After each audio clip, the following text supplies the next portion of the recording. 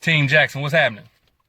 Y'all want to know the most frustrating thing I see on the dating scene these days? And it's not fuckboys. I know I talk a lot about them, but it's actually women who know that they're overqualified for those types of guys, who know that they want more than that, but they dumb themselves down so that they don't run them off because they feel like that's the only alternative to being single. So they better dim their light so they stop running guys off and intimidating them if they don't want to die alone. Quite honestly, I feel like that's because a lot of women lose hope in finding a good man. And I'm not trying to invalidate anybody's experiences because I understand what y'all are encountering out there. I understand the odds are not in your favor for finding a good man. But the reason why I shoot down any comment or commenter where I see somebody saying, oh, ain't no more good men left. They all married, they all taken, they all gay, they all da da da, is because not only because that's not true, there are decent quality men out here, but also because if you lose hope, then you're more likely to become one of those women who say, you know what, I'd rather just have a man that doesn't deserve me as opposed to keeping hope alive that the right man is out there and being single long enough for him to come along.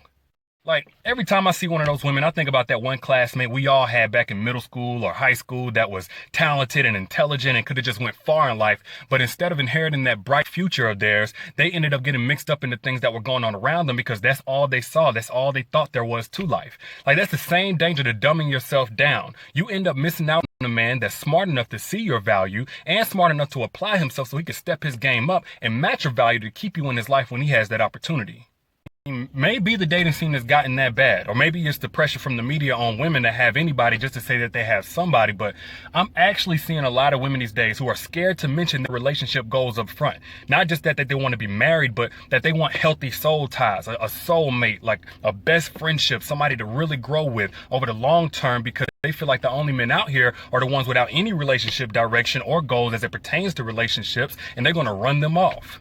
And then there are those women that are more deep into their spirituality. You know, they're just aware of their energy and they make an intentional effort to be mindful about the media that they consume. So these are the type of women that read self-help books or watch videos like these or other ones that inspire her and keep her lifted. But they won't even talk about it on the dating scene because they feel like the only men that exist are ones that are lukewarm in that area at best, or ones that are turned off because he feels like he's going to be held to the same standard that she holds herself to. So she'd rather just not bring it up at all. I've personally had conversations with more unconventional women, the ones who don't mind being the breadwinner, and if not that, at least a breadwinner. So she doesn't really need a man to come in and financially take care of things and take care of her. She just needs a man who can come in and hold his own and be her partner. And then they ask me what they need to change about themselves so they stop running off guys who don't feel comfortable without having a woman who financially depends on them. And yes, on the other hand, there's a traditional woman, the one that doesn't mind tending to the chores and the kids and all of that. But then they feel like they're forced to settle for a man that wants them to split rent 50-50 and go to work all day and still do all of those things, or else they're going to be alone. Because the guys that they're coming across say they want a traditional woman, but they don't want to be a traditional man and be the provider and the protector of their household.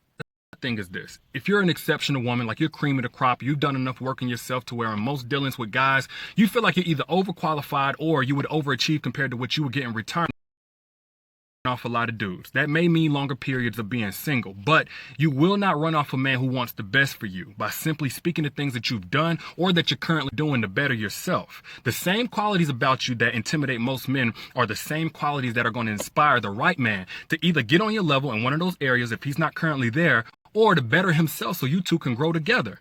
So don't dumb yourself down for these dudes that won't step their game up. Just hold on for the right man that's meant for you, because he's coming.